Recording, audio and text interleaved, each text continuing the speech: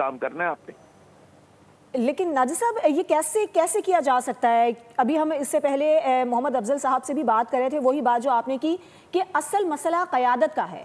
ان کو جب تک نقصان نہیں پہنچایا جائے گا تب تک یہ ایک جو معاملات چل رہے ہیں عرصے سے وہ حل ہو کر نہیں دیں گے. تو آپ کیا سمجھتے ہیں کس طرح سے ہو سکتے ہیں؟ یہ تو بڑا آسان ہے. یہ اس طرح آسان ہے کہ اس کو کہتے ہیں ڈی کیپیٹیشن سٹرائکس. جی مطلب کہ جو لیڈرشپ ہے ان کی، یا جو کرا رہے ہیں، وہ آپ کے پاس بہت اچھی انٹیلیجنس ہے. پاکستان کی انٹیلیجنس ٹاپ ہے ورلڈ میں، مطلب اور افغانستان کے معاملے میں تو بہت اچھی. آپ کو پتہ ہے 50 سال کا تجربہ بھی ہے آپ کا، اور آپ کے پاس دوسرے وسائل بھی ہیں، ریسورسز بھی ہیں وہاں پر. تو آپ اس کو ان کو کابل اور قندھار اور بڑے شہروں سے اگر وہ نکل کے چھپ جاتے ہیں غاروں میں اور پہاڑوں میں چلے جاتے ہیں مثال کے طور پہ، تو جا تو سکتے ہیں، لیکن حکومت غار میں چھپنا یا پہاڑ میں چھپنا ایک بات ہے اور حکومت چلانا دوسری بات ہے. دونوں بڑے مسئلے فرق ہو جاتے ہیں نا. یہ لوگ جو سمجھتے نہیں ہیں وہ یہ نہیں سمجھتے، کیونکہ میں جیو پالیٹکس اور وار اسٹریٹجی میرا سبجیکٹ ہے، پڑھاتا ہوں، کہ ان کی جو کامیابی تھی افغانستان کے لوگوں کی یا طالبان کی یا مجاہدین کی، وہ اس بات پہ تھی کہ ان کے ملک پہ کوئی حملہ کر کے قبضہ کرتا تھا انگریز، سوویت یونین، امریکہ، یہ پہاڑوں میں جا کے اس کے خلاف مزاحمت کرتے تھے اور وہ تھک جاتا تھا یا کچھ عرصے بعد کئی دنیا میں اور مصروف ہو جاتا تھا، فورن پاورز ہوتی تھی اور واپس چلا جاتا تھا. یہ کامیابی ہے ان کی.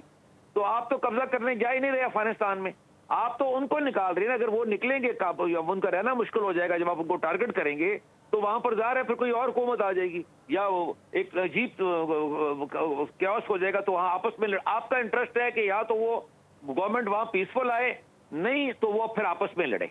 جب وہ گورنمنٹ نکلیں گے تو کوئی اور قبضہ کرے گا نا کابل کے اوپر.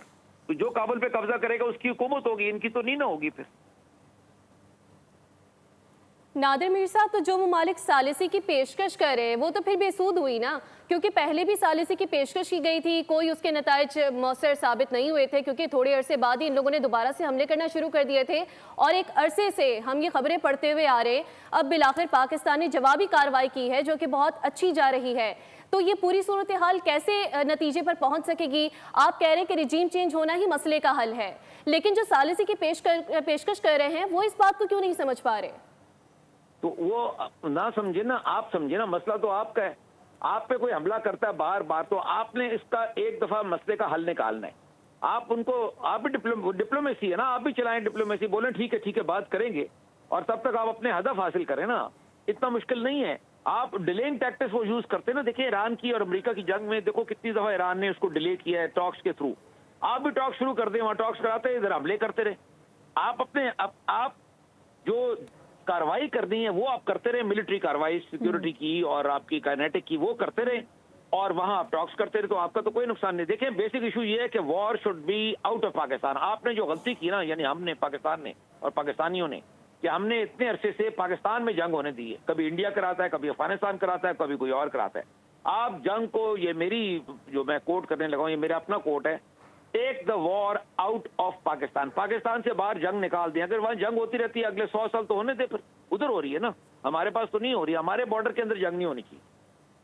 ٹھیک ہے، سبسکرائب کریں اور بیل دبائیں تاکہ کوئی خبر رہ نہ جائے.